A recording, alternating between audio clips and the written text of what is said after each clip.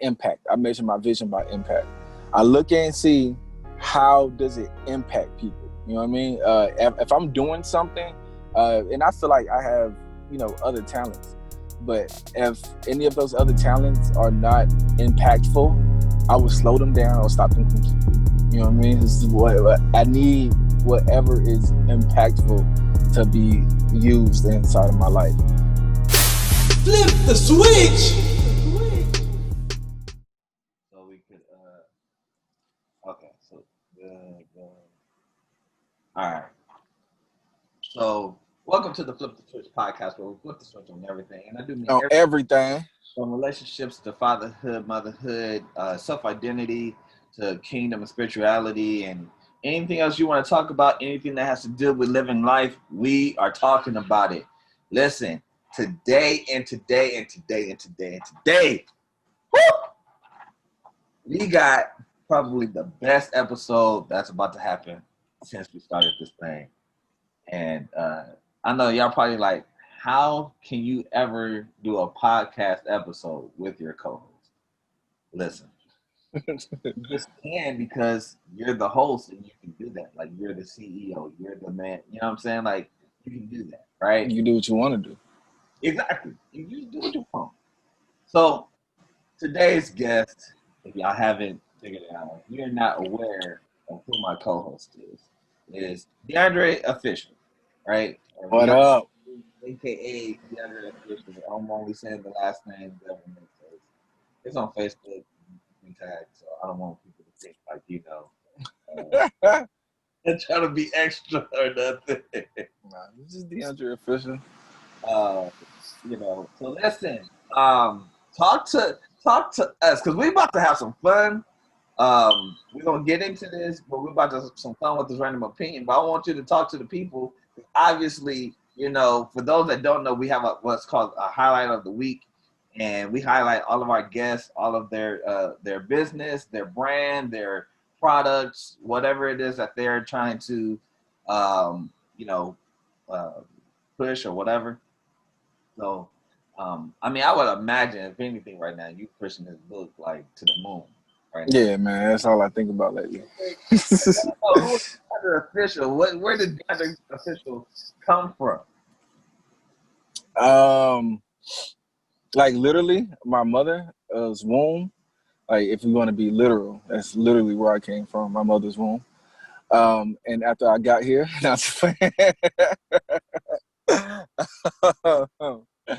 yeah, man. I was born in California. You know what I'm saying? Raised in Louisiana, and this is, a moment that I believe is a milestone in my life. Like, overall, you know what I'm saying? I didn't never think that I would write a book.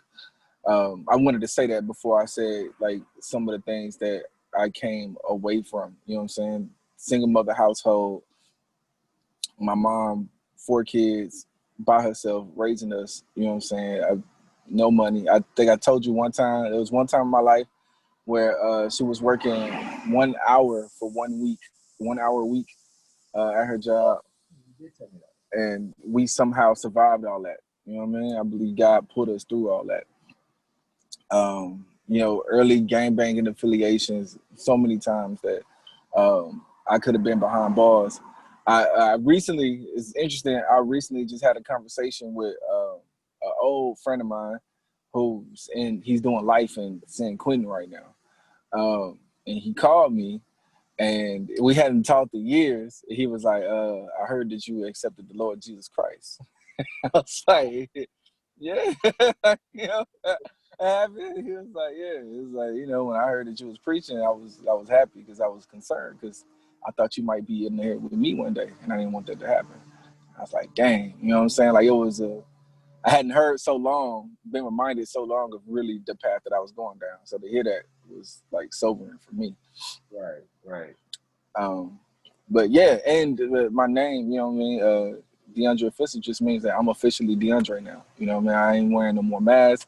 I'm not trying to be nobody else. I'm officially me. It's official that I'm me. Man, cool. So listen, for those that don't know as well, we have what we call random opinion of the week. So I decided to engage the audience and engage our social media a little differently than how I normally do. And so, this whole greatest of all time Batman thing, like it got interesting. Man. I saw a lot of interesting views and perspectives, and I was like, okay, I can understand. I see some points as to why people are saying Keaton or whatever. And don't get me wrong, Keaton. Let me before I put it out there. The person I'm picking and why I picked that particular opinion and everything. Keaton is definitely top two. I'm gonna just say, right? I definitely would agree that he is top two. Now, I've seen maybe like two people between Facebook and Instagram say Adam West. I was like, well, okay, I have to like watch it, but I mean, I don't think that. Mm-hmm. But you know what I'm saying? That's just me. But yeah, so apparently, the opinion is, shout out to Mina Gomez on Facebook. The opinion is, this is me picking a random opinion, is that Bell played the right or the perfect Bruce Wayne, but Keaton played the perfect Batman. Interesting. Yeah, I know. I was oh shoot. Man, because now see, I'm gonna get in there, and I feel like that's actually why I feel like Bale was the perfect Batman, because I feel like nobody did a better Bruce Wayne than him, and the Batman part, I feel like he brought that out really good. I have to go back, and I'm going to go back and look at the Michael Keaton Batman versus the Christian Bale Batman, but like, I don't know. I don't know if I could, like, right now. I say Christian Bale was a better Batman than Michael Keaton. Mm-hmm. Now, of course, I'm gonna just slide this in there. We all know Ben Affleck sucked, so that was just hey, because he was old, man. He was supposed part. to be old. Don't matter. He is on the list because he played the part. So, I'm pretty sure everybody else played a better Batman than Ben. No offense, Ben. No offense. But what do you got to say about this? Because that's the thing. I've seen pretty much everything else, but I never saw or heard anybody else bring up that particular viewpoint. I mean, it was, even when I saw the opinion, like, because at first it just said like who was the best Batman. Like it's hard for me to separate who played Batman from the movie itself. So I was trying to give it like a deeper look to be like, let me see if I think that the character was one of the characters were better than one of the movies. I don't really remember Adam West like that, so I couldn't judge him. I know I've seen glimpses of that old Batman, but I don't. It's not enough for me to have an opinion about it. Keaton, I think Keaton is a great actor overall. You know what I'm saying? I loved him in Beetlejuice, amazing movie. So he does have that odd kind of quirkiness about him. I think Christian Bale had that mysteriousness about him. To me, like, as Bruce Wayne, he was just pale and mysterious. I don't know if you need any other qualifications to be Bruce Wayne except for pale and mysterious. Even though I think Christian Bale, a lot of people, if somebody picks Bruce Wayne over, a different Bruce Wayne over Christian Bale, I think a lot of people miss out on how Christian Bale was not as the rich Bruce Wayne, but as the the Bruce Wayne that had to go through turmoil. He was taken out of his comfort zone in Dark Knight Rises when he was in a jail cell and he had to deal with, you know what I'm saying? So I don't know if people were taking that into consideration, but I think Christian Bale did a great job being outside of his comfort zone as a Bruce Wayne. He wasn't in the mansion the whole time. You know what I mean? He had to deal with coming out of that cell and coming out of a better person. He had to deal with them ninjas, you know what I'm saying? Trying to get back to those roots and all that. And Keaton didn't have to go through that. I didn't see him come out of his comfort zone as Bruce Wayne. You know what I'm saying? He was always being able to go back to the mansion, being able to go back to the Batcave in the movies that he played in. So I got to give Christian Bale the edge for Dark Knight Rises. I think he did really good being in that cell and coming out of that dark place. They captured that really good. And for movie's sake, I saw one of your boys post it, and I agree with him. I think that the Dark Knight trilogy, not saying the Dark Knight that movie is one of the greatest movies of all time, but the trilogy, it got to be, if not top 5, top 2 or 3 trilogies of all time. I've never seen a trilogy of 3 movies better than the Dark Knight trilogy. That's amazing. I don't think I've seen a better trilogy put together than Batman. Like, yeah, that mess. Yeah, man. So I gotta get an edge to Bale. Huh? I gotta get an edge to Bale, man. I gotta roll with Bale. I gotta go with Christian Bale on both ends. The Dark Knight Rises is the thing that gets him the win. It's not the Batman Begins. It's not the last one. It's that's sad. Hold on. Side note. That last one was not as good as I thought it was gonna be.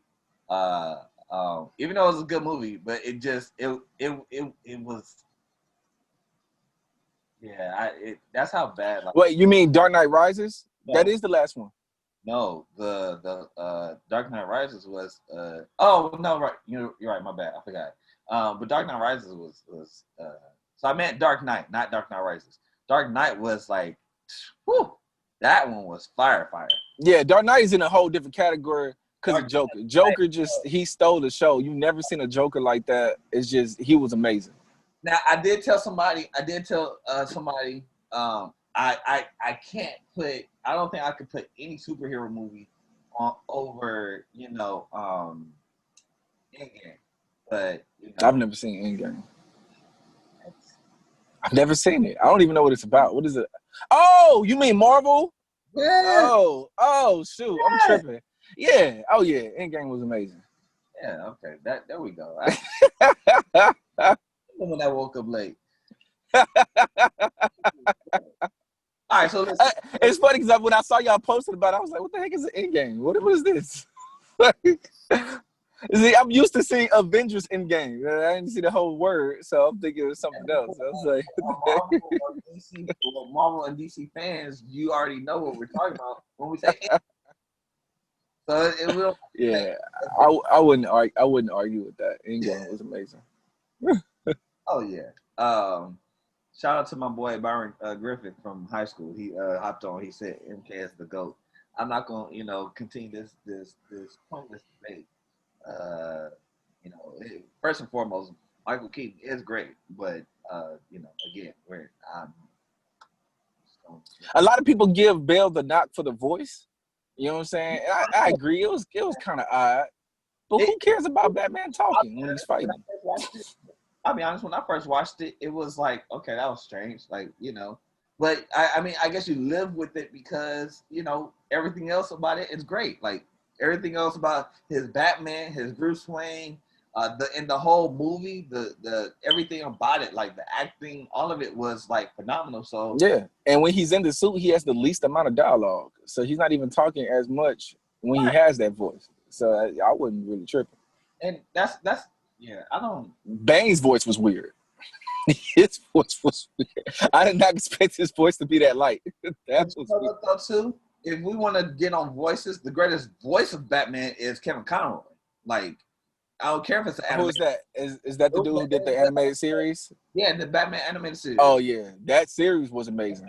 And it's like amazing cartoon. Won't touch that. That's not debatable at all. Yeah. Conroy, even to this day, nobody had a better voice for Batman, movie or animated alike. You don't get no better than Kevin Conroy. I won't argue that. I was so happy, and then we about to get into this content. But I was so happy when, for those that watch any of the DC shows on the CW, I was so happy when they brought him into the crossover for that happened this year. That was like yes,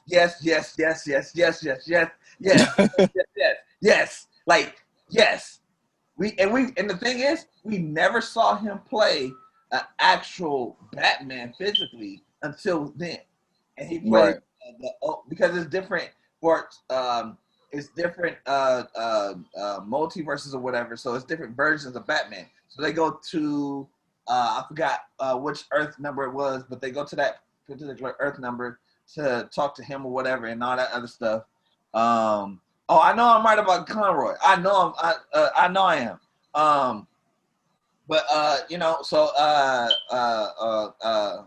So yeah, so they go. This is the first time that I see him, but the fact that it's his voice. It's his voice. That's all I've been wanting to see is him act out a Batman. And unfortunately, never got to see him actually in the actual suit and everything. But the fact that they just had him on the show, like, bro, I was, yeah. Mm-hmm. Shout out to all the CW shows and all that stuff. Yeah. Anyway. And real quick before you start, Paul brought up something on your Facebook page, and I don't know if you've seen that movie, but if you haven't, you need to see it. Equilibrium. Oh my God. Oh my God. Like I don't. Yeah, that is the only comment I have for that movie. Oh my God. Yeah, I'm gonna gotta see it. Listen, let's get into this content because I do not want to prolong this. So listen, I'm gonna ask this first. What made you write this book? Dang, good question. So originally it was a series that I wanted to preach. I came up with I wanted to teach a series on vision. Like I had this idea of, and I'm gonna actually tell the whole story because usually I leave out a couple of these details when I tell the story. But so what I wanted to do was I wanted to teach about vision, and I wanted to preach it in the main sanctuary at my church. You know what I'm saying? I wanted to go down there to the main sanctuary in my church and preach a series on vision. Couldn't do that. You know what I'm saying? I was denied.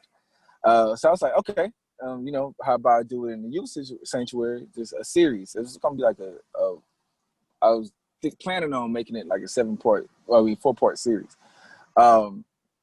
Same thing, told me no. I said, okay, well, if I can't preach it, I can write it. You know what I mean? I was like, I would just write a devotional. I planned it on being like a short devotional. And I just wanted to do something simple, like write it and then maybe like send it to U version. I was trying to get it on U version. That didn't work either. And for those that are watching Facebook right now, this is a live podcast session. So I got my live on my phone, and then I have my laptop running Zoom. So y'all chime in with any questions that y'all might have. As I always say every week, if you don't know, this is not just our podcast, this is y'all podcast. So if you got any questions on vision, please put them in the comments. I'll make sure that we get to them. I just want to get that out real quick before we continue on. Okay, go ahead. So yeah, man, that's that's why sometimes you gotta thank God for adversity too, man, because it wouldn't have been a book if I was able to preach it. And me getting denied, it's just in my mind, it's like, you're not gonna stop me from saying this. I'm gonna figure out some kind of way to say it. Yeah. And so when it didn't work as a short devotional, like I couldn't get it on U version, Elance, we've had him on the show before. He reminded me that Aurelia Wan had a book publication company, and he was like, "Yo, like she's publishing books out here." He's like, "She is." I forgot. You know what I'm saying? So we talked to her, I had already started writing some stuff down. I just didn't know it was gonna be a book. But when I talked to her and she was like, "Yeah, that, you know what I'm saying, that's what I do." I was like, "Okay, I will write a book." You know what I'm saying? Like it will happen. I'm gonna write a book then. Write the book. And thus, yeah, thus it became a book. Yeah. Well, okay. And it's funny because I feel like I heard that story, but every time I hear that story, like it almost feels like it's new to me. Every time when I hear it, it's like, ah, man, like okay, you know. And one thing for me is like, it's like, yo, right, you like don't allow anything and anybody to stop you from sharing your story, right? Right. You know, whatever it is that's in you to put out there, you feel like there's one way that's being blocked. It's always another way. Where there's a will, there's a way. Period. Mm-hmm. That you know that might not have even been the way that you were supposed to deliver it anyway. Mm-hmm. Look at how many people have bought the book so far. Like that. I That's know. amazing. I think the support of people I buying. woke up to 2 book sales yesterday morning. You know what? I said I woke up to 2 more book sales yesterday morning. Yeah. So yeah, man. A lot of people been buying it. So look, let me get into these questions because I want to make sure that people get their questions answered. Um, first question. First question. This comes from my cousin Melody. So listen, she said, the scripture says, "Without a vision, the people perish." With that, Mm-hmm. what examples of your vision can you share that have helped others be successful? All right, say the last part of the question again, With that in or you mind, can just repeat the whole question. uh, with that in mind, what examples of your vision can you share that have helped others be successful? Oh, okay. So like, I have along with that definition of, without a vision, people perish. I also stick to the actual definition of vision, which is the ability to plan the future with wisdom and imagination. So, and what I believe is that, a vision is a 2-part component. It's something that you can literally see at times. I literally sometimes see pictures in my mind, but it's also put down as a plan. You know what I mean? And you may not be able to visually see it in your head yet, but you might start getting glimpses as you start writing it down, like as you start putting your plan into action. So it's really all being able to see your future from your imagination. Um, so I believe in trying to have a vision big enough for other people to fit inside of that vision. So RTC is one of my visions, right? It was something that I saw before it started becoming everything. The book was a vision. I saw myself saying it. Well, I thought I was preaching it. Maybe I was just talking about the book. Uh, before I actually, started to plan it. And so there was this. I'll say this too. Also, like, so some of the people that's been around me, I've also put a vision inside of their lives to help them move forward with some of the things that they wanted to do. They come to me with some of their issues. We talk about it, and sometimes God to give me a vision for them. Crazy story one time. This is a little more on the spiritual side, but there was one moment. I was up late one night. A good friend of mine. She had been in talks with me a little bit about starting a business, but it was nothing like really concrete.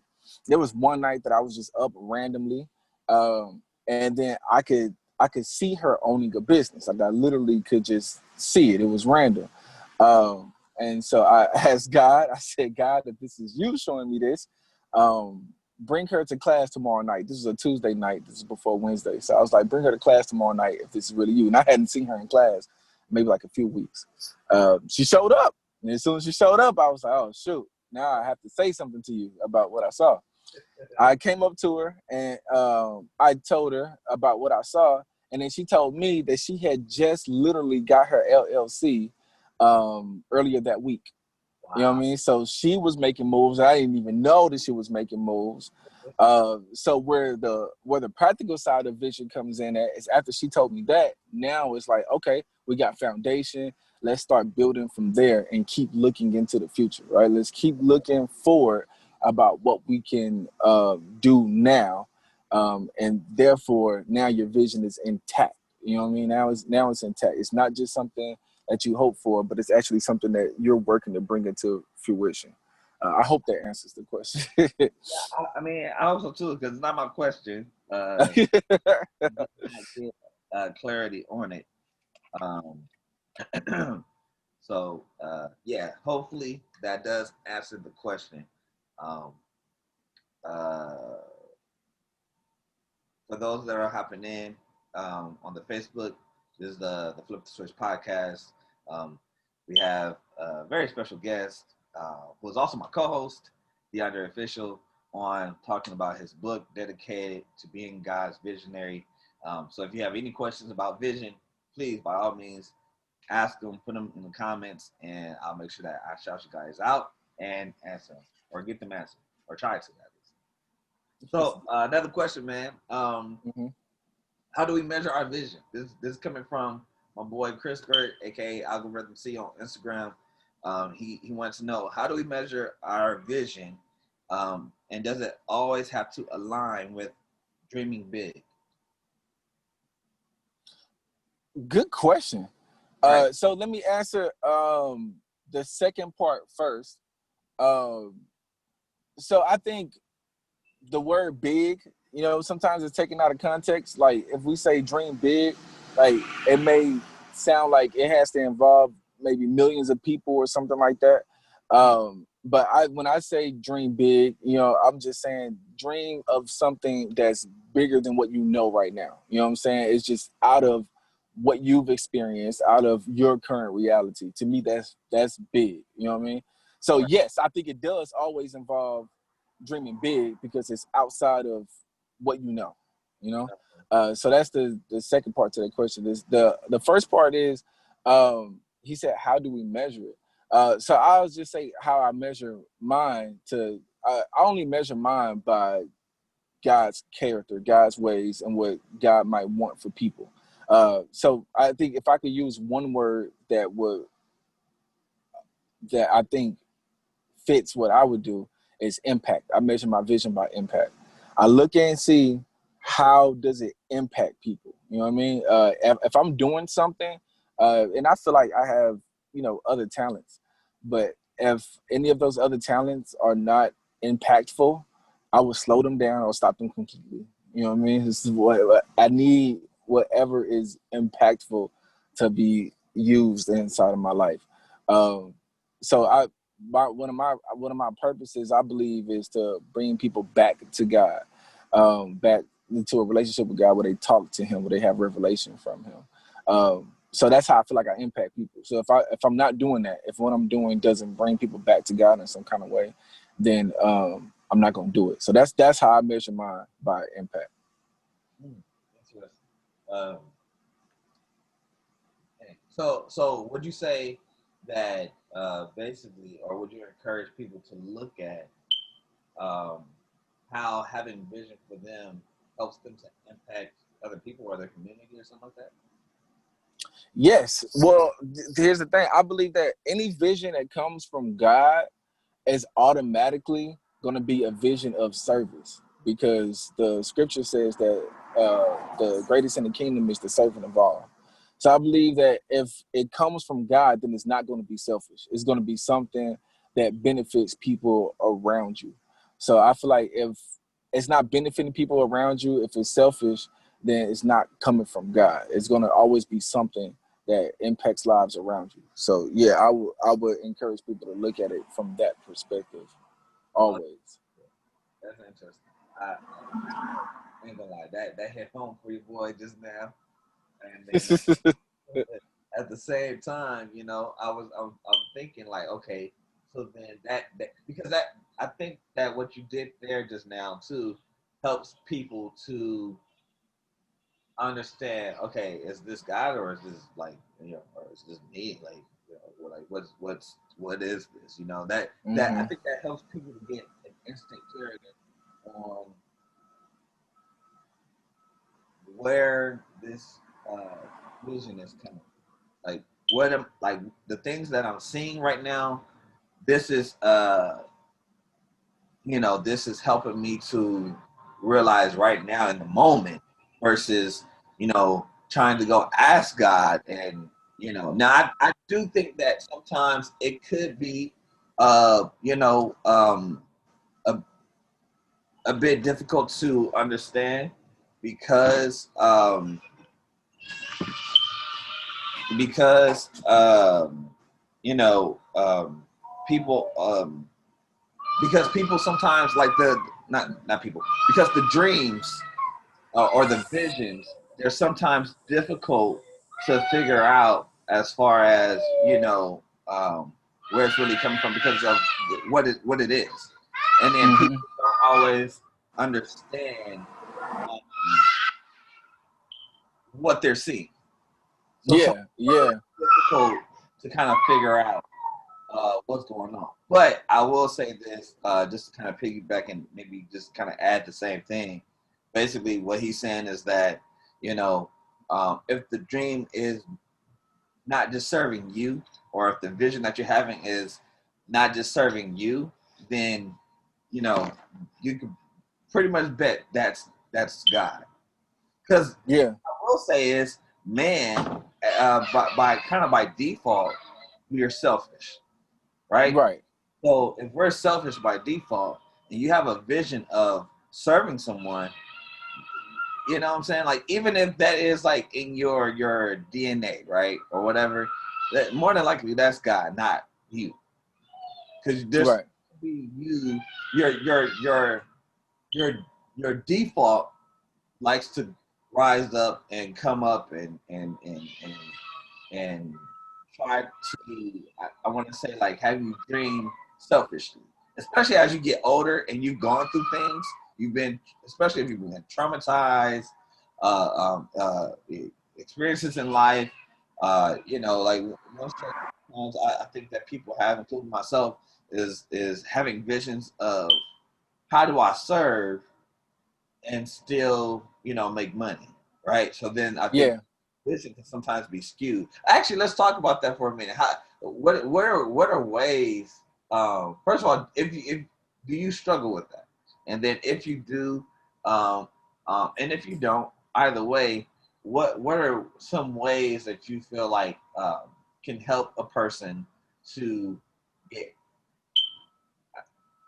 I don't want to say get paid and still serve, but how do you help a person to still find a way to be pure in their motives? You know what I'm saying, with having uh, financial responsibilities.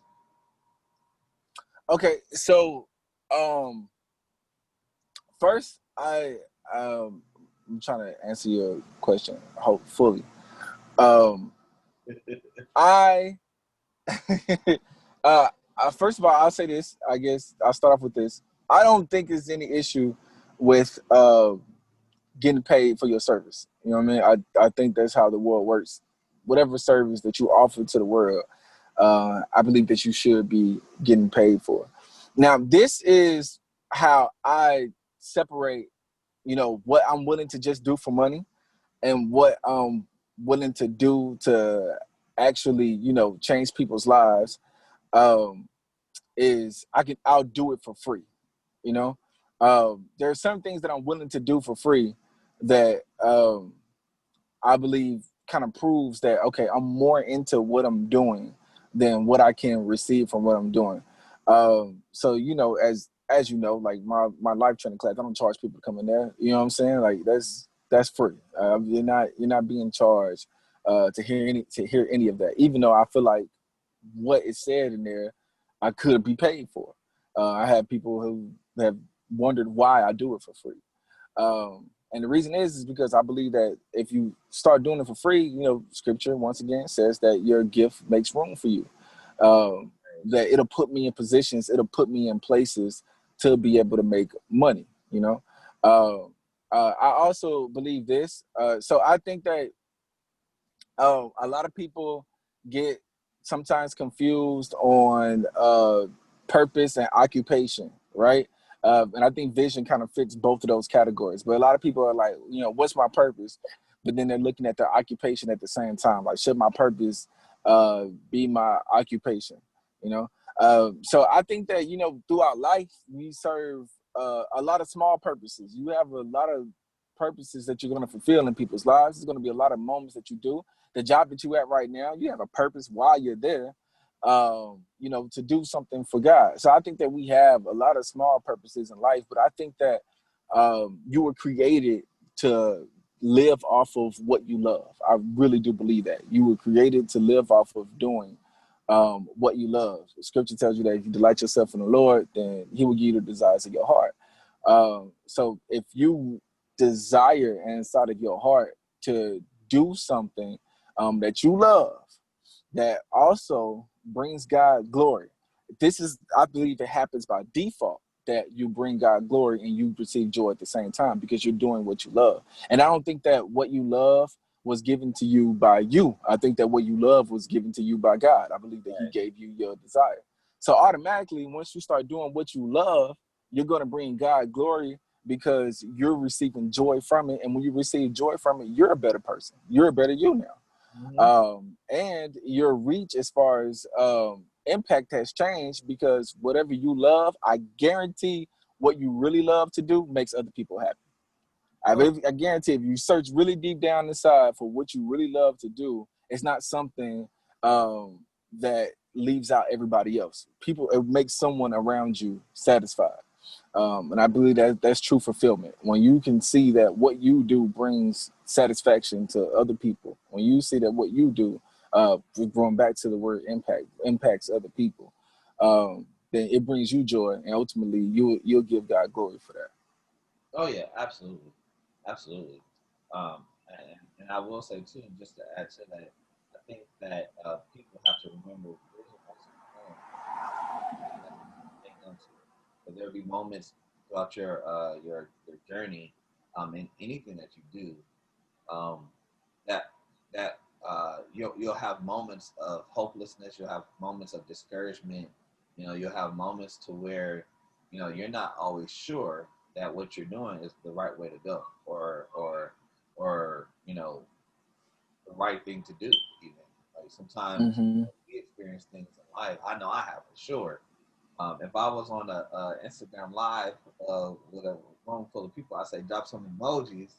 You know, if you felt like you were second guessing the vision, but you know, I think people have moments where they second guess the vision, but I think that's why you have to be so aware of God and His character.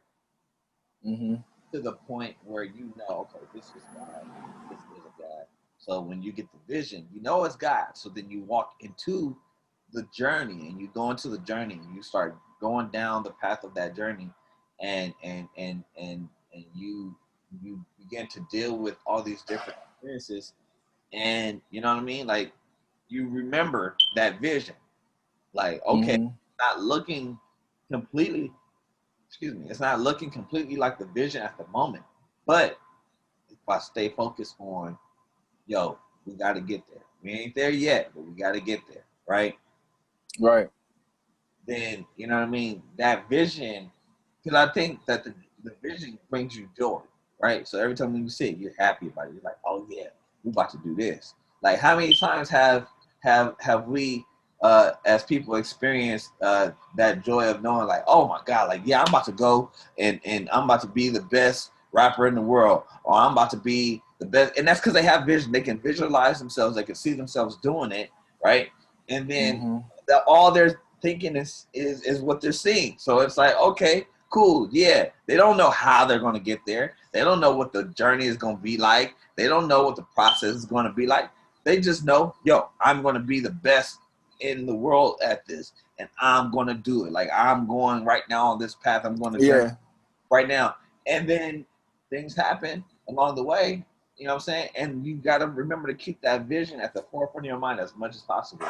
Not to be blinded by ways that you can get there, but just for the sake of faith and hope and joy, because you're going to need that. Like anybody that has ever journeyed anything in their life, they know. Yeah, like I experienced some hopelessness. I experienced some discouragement. I experienced some second guessing. I experienced some things that I didn't necessarily think I was going to experience because it came from God. You know what I mean? Like, let's just be honest. Sometimes we get vision from God, and we don't always think, oh, it's going to be like the way that it is, or that it turns out to be on the way there because it came from God. Mm-hmm. You said something in your book. I want to point this out. Um, I thought I mean, it hit me. I thought it was amazing. You said that, in order to control uh, your harvest, you have to control what you plant. Mm-hmm.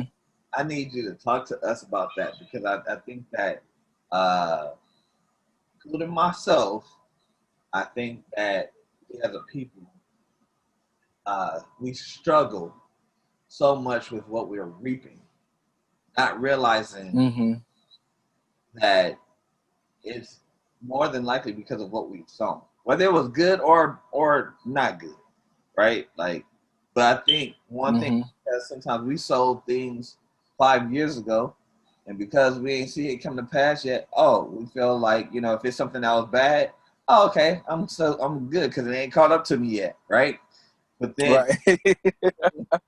but then if it was something good, we get discouraged because 5 years ago, and we're like, why ain't popped up yet? I mean, maybe okay. Some of us we're not microwavable people where we have a microwavable mind and we're thinking, oh, it's supposed to happen instant, right? But it's like Mm-hmm. 5 years, but man, 5 years, like that's a long time still, right? Because in our minds, a year is a long time. So to say 5 years, Yeah. quite some time. Until you get to 5 years, then you look back like, dang, that 5 years went by quick. But time, But fast. Right. Right. right, it goes by fast, like faster than what we realize. It's just in the moment, in the process of it all. That's when it's like, yo, 5 years from now is quite some time. But talk to us about that because I think people need help with that. So the concept that you brought about is what I call the principle of harvest. And it's a theme that you see in the scriptures often, where God is talking about planting and sowing and reaping and harvesting. But I'll use a farmer for an example because I think farming is the main example that's also used in scripture. Whatever you plant, you get back what you plant. You know what I'm saying? You're never going to plant an apple tree and get an orange tree, right? Like, so you're always going to get back whatever you plant. I think the secret is that we don't see often is that you don't get back the same amount ever. You know what I mean? You never plant one apple seed and expect one apple back. No, right? You expect a tree of apples back, right? So God multiplies whatever goes out into the universe. So I think in particular, let's stick with something that I think is tangible, which is your thoughts, right? I believe in that section I was talking about your thoughts. Have you ever had a negative, let's say if you had a confrontation with somebody, right, and you didn't get to say everything that you wanted to say? I would ask somebody to drop some emojis right now too if I was online. But let's say if you didn't ask somebody, you didn't get to say everything you wanted to say, right, and you walk away from that situation, what happens? You start thinking about all the things that you should have said to them in that moment. If you're still mad, right, you start thinking of everything that you would have said to them in that moment. If you've been to somebody else, you're talking to the other person like they that person, right? Telling them everything that you would have said to Right. that person, right? And it's because your brain works the exact same way that harvesting and reaping works, sowing and reaping works. Your brain also makes synaptic connections. That means that your brain multiplies whatever you learn. Every new piece of information, it just stacks it up on top of each other. So once you get mad at somebody, your brain starts thinking of more and more and more and more conclusions as to what the emotion that you're having is right now. It keeps thinking of different ways to define the emotion that you have over and over and over and over and over again. All right. So what the best thing to do is, once you get into a situation like that, is to step back outside of the situation and then choose the thoughts, or tell yourself which thoughts you don't want. Right. Like, I think a lot of us, we feel oppressed by our thoughts. You don't have to be. You don't have to be oppressed by your thoughts when you know what the thoughts are that you're supposed to think. So once you receive your negative thoughts, you start declining them. I don't want to think about that. This is how I'm going to think about this situation, and it shows you the power that you have over it. Now, the key to that is, once you start doing that, the goodness also multiplies. If you get into a situation, right? Let's use the same situation. Let's say, especially when you're dating, right? When you're dating somebody and you get butterflies about that person, right? And you go home. I remember early when I was dating my wife. There was one day I actually called her and told her, like, "Yo, I don't know how much longer we gonna be able to do this, because I don't like thinking about you all the time." Like, I actually told her that. I was like, "Cause I come home, I think about you. I'm eating, I'm thinking about you. Like, I don't know what's happening, right?" You know what I'm saying? Like, I can't control it. It's getting on my nerves. But your brain does that, right? Your brain, you feel the emotion, whatever emotion that you're feeling, that chemical rush from that person. Now your brain is coming to different conclusions on how to verbalize that emotion. It's coming up with different definitions to define whatever emotion it is that you're feeling. So it's the same way in the world. Now let's move over from thoughts into actions. The same thing happens. Negative actions that you place inside of the world towards people, you get that back. It comes right back to you, because whatever you do, the emotion that you put out there is the emotion you start looking for. Let's say if you cut somebody out, you feel power after you do that, right? So you start looking for that whenever you have a confrontation. You look for that same power. So now, because you've sown cussing people out, you're gonna reap it every single chance you get, right? And you can't even control it, right? So a lot of our lives, I think we're reaping a whole bunch of stuff, and we don't know why we're reaping it, but it's because of the seeds that we've been planting, moving throughout. It starts with thoughts, and then it falls into the actions. Oh man, that was wonderful. I think that one thing we got to realize too. This is something that I just saw visually. I just had a vision. Uh, Uh is that oh. we sow things sometimes out of anger or depression hmm or some type of negative emotion. So when we do that, we tend not to remember what we've sown in those moments. hmm Moments of sadness or depression or anger, anxiety, whatever. Like, we sow things, not realizing what we're sowing, and not even realizing that we're sowing. And then Right. we try to figure out, where's this coming from? What did I do to you? First and foremost, hmm you don't always reap what you sow from the same person, right? Um, Right. Let me bring up something good. I feel like, and this is me personally, and we had this conversation, but I'm gonna bring out publicly. Me and Dre, we were just talking yesterday, and I was saying how I feel like, I'm not, I have not always been like the best brother, and a friend to him. And so, I feel like there are things that he's doing for me, things like praying for me, patient with me, you know, sticking it out with me in our brotherhood. And I'm like, yo, like, I ain't did nothing really, or I don't feel like I did a lot of, sowing into our brotherhood for me to reap. I feel like the amount, so to speak, or the quality that I'm receiving from you.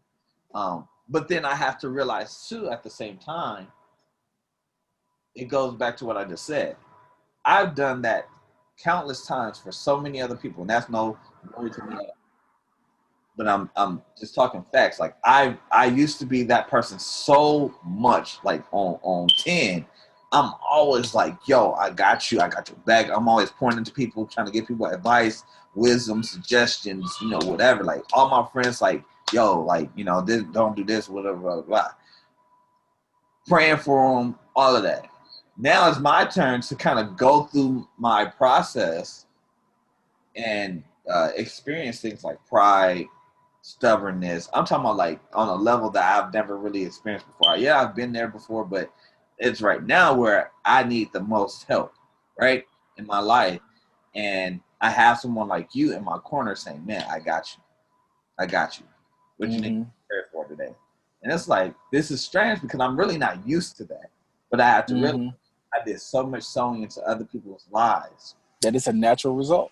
It's a result of all the song you've done. Because that some of those same people, either we're not friends anymore, or I just don't see them no more. We just grew apart, or whatever. But you know, I'm not reaping what I've sown from them, but I am reaping what I've sown. And so we got to stop looking for a harvest from the same place that we planted the seeds. Because Right. 10, the concept of reaping what you sow is not about the place. It's just about, and you pour in here and then I'll get it. Because God is the one that's making sure that I get what I need. God is the one that makes sure, okay, you sold this into this person. Okay, I'm gonna make sure you get this back. I'm gonna make sure you get it back more than what you put out, or than what you sold. And we've got to learn to be okay with that. I think sometimes even when we get into helping people out financially, when we expect it back from that person, I don't think that that's a fair thing to do. Even the Bible talks about not borrowing and not lending, expectation of getting that back or giving it back. Like, and scripture also says that when you give to the poor, you're really giving to God, and God will pay you back. It don't say that same person will pay you back. It says God will pay you back, right? So if I'm pouring into God's image, if I'm pouring into God's masterpiece, if I'm sowing into, you know what I'm saying, what's his, I am reaping from the same person, just not the same human. Yep, right. I am reaping from the same spirit, just not the human spirit. So just wanted to get into that because I thought that was, since we're really talking about your book and vision at the same time, I thought that was something that would encourage people to go read it. Listen, go read it, please. Go read it. Go buy the book. I'm in. I thought I was gonna get through Tuesday yesterday, Thursday, right? I didn't. Yeah, far from it. I'm still working. What I've learned and what I've seen so far, that book is phenomenal. That book is amazing. Like it really hit home in a lot of ways. There was a lot of vision I was getting, a lot of images I was seeing in my time of reading it. I'm still reading it. Go buy the book. Go buy the book. We'll have to come back after you finish reading it because I want to know how you feel about it as a whole. We're gonna actually do a part 2 to this. We gotta get more. But I am gonna just off the top. I'm gonna freestyle the game. Okay. Freestyle this. I don't know how I'm gonna freestyle it. I'm just gonna freestyle. But I do want to say thank you for coming on, bro. Like, and doing this not as a co-host, but as a guest and as an interviewee. This was definitely fun for me.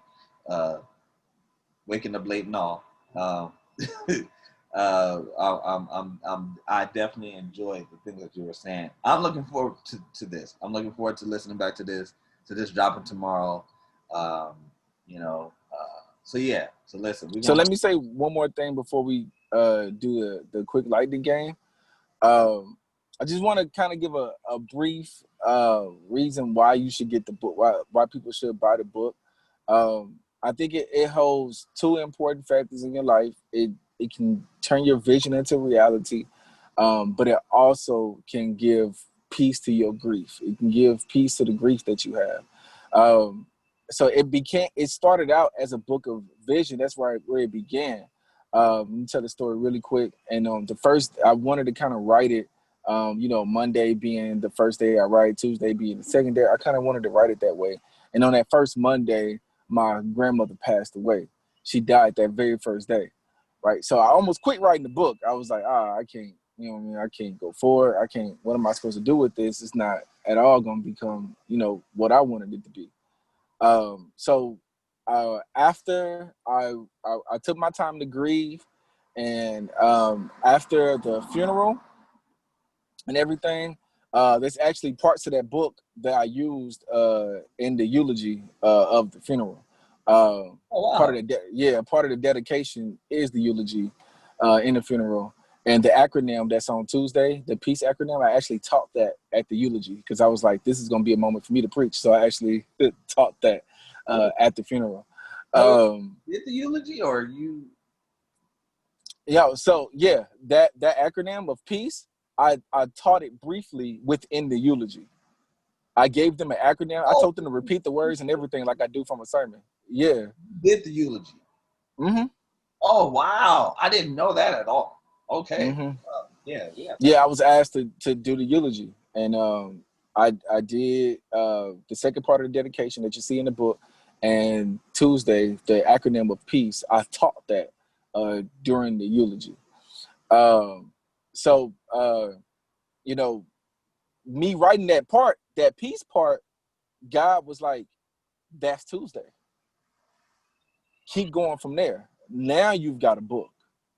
You know what I mean? So now the book contains two important factors in your life. Now it's me walking through getting back to God from a moment of grief and still holding on to that vision.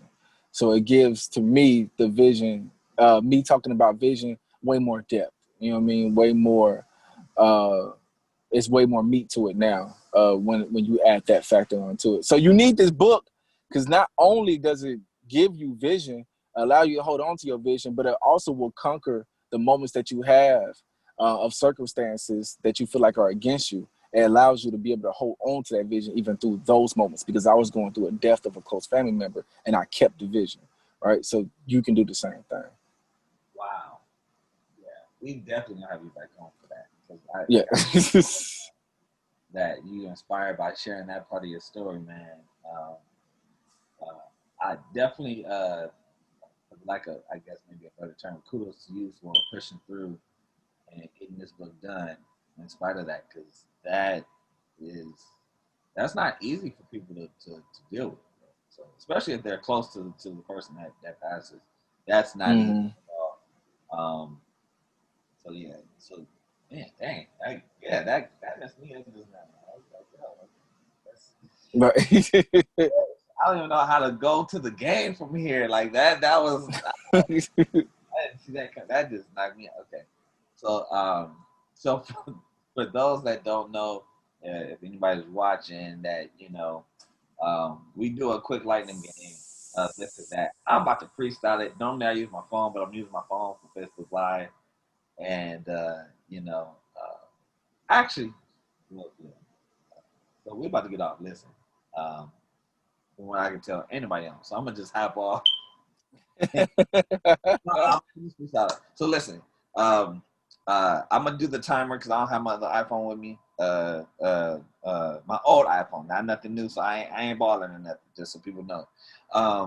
But I'm gonna start doing a timer on the quick lightning game. 30 seconds, probably even a little less than that. It's only 15. But today you get the extra leeway or whatever. So here we go. I'm about to ask a real. This is just freestyle off the top. Tina Turner or Jill Scott?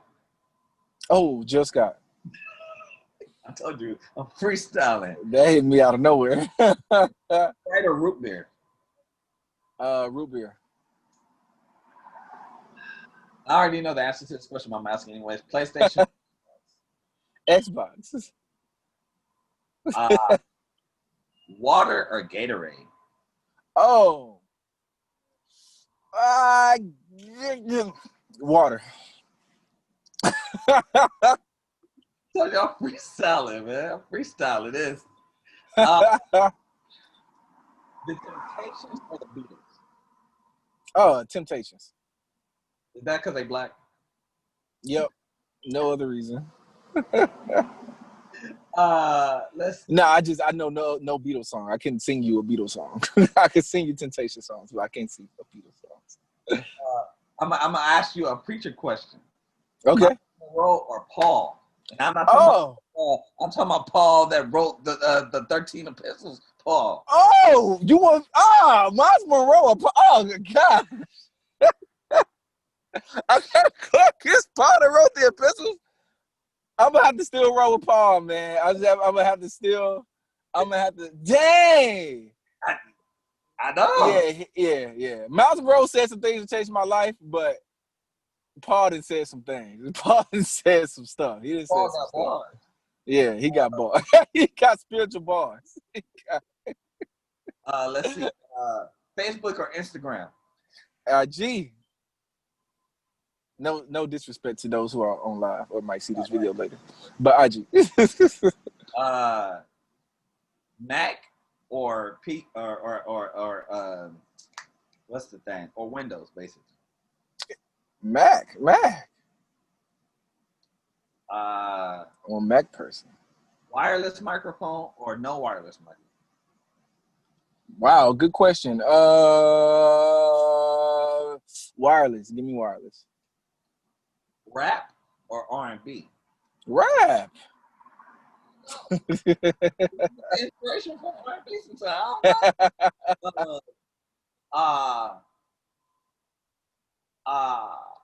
Mexican or Italian? Oh, is this food? Yeah. Shoot. I would have picked Mexican, man. Dang. Yep. Yeah. Oh, and he can't explain his answer. Yeah, I know. I can't. Basketball or football? Basketball. I think I got about five more for you. This is probably about to be. The trumpet or the piano? Oh, good question. Piano. Give them keys, man. Them keys. Yeah, them keys are dope. Especially when they play by a dope person. Yep. I already know this one, but I'm asking anyways. Typing or writing? Oh, writing. Give me that pen and that paper, man. Yeah. Let's see. Man, I'm trying to freestyle off the top. Like you're doing good. Freestyles or writtens? Oh, writtens. Okay, writtens. Okay. Ice Cube or Eminem? Oh, come on. I'm freestyling. Eminem, man. Dang. I'm gonna give you two more. I don't know if I'm asking 15 or not at this point. I'm about to lose my black card for that answer. Hey, if Ice Cube come looking for you, I'm telling him, man, it was the impulse, man. Impulse answer. he gonna say your impulse should have been him.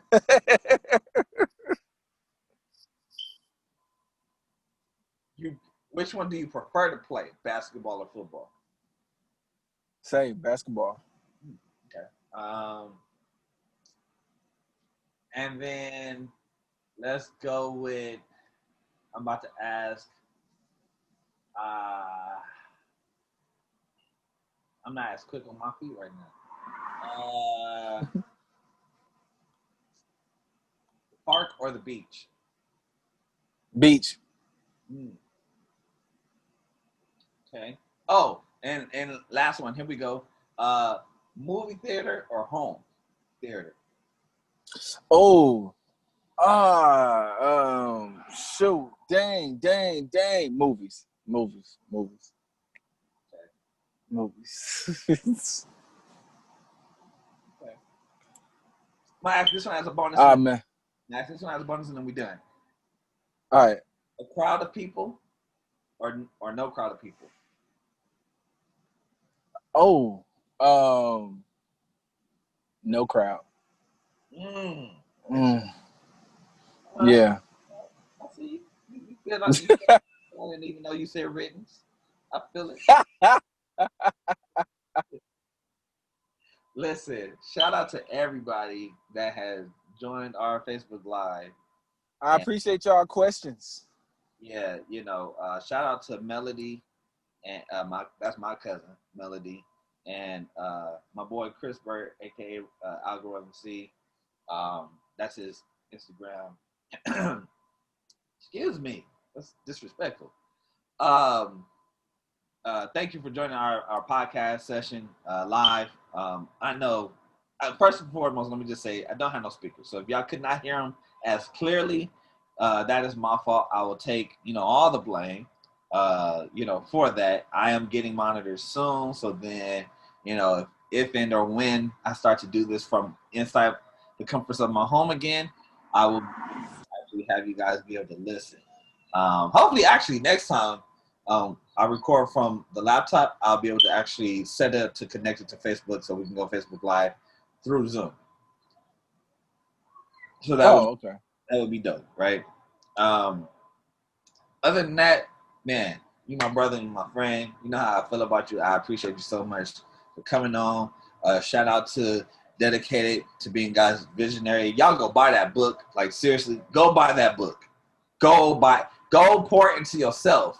Chantel Williams, she was on back in July. She said, don't play yourself. Right? Right. She was talking about educating yourself. Don't play yourself. All right? You don't know everything. You need this book. I don't care how much you know, you need this book. Okay? With that said, man, you got any last words of encouragement for anybody? You got any last words of anything before we get off? I'm done. I'm not gonna say nothing else. I think the only thing that I would say is, when it comes down to vision, that it is not a one-time thing that you do and then you put it on the back burner. It's an everyday thing, and I think it's a blessing from God to be able to tap into seeing your future and living in your future. The 24 hours in front of you is the most important hours that you have. But if you can take that 24 hours and plan for your future and everybody else around you, then you've fulfilled that 24 hours. Awesome. With that said, myself, DeandreOfficial, goodbye. For sure.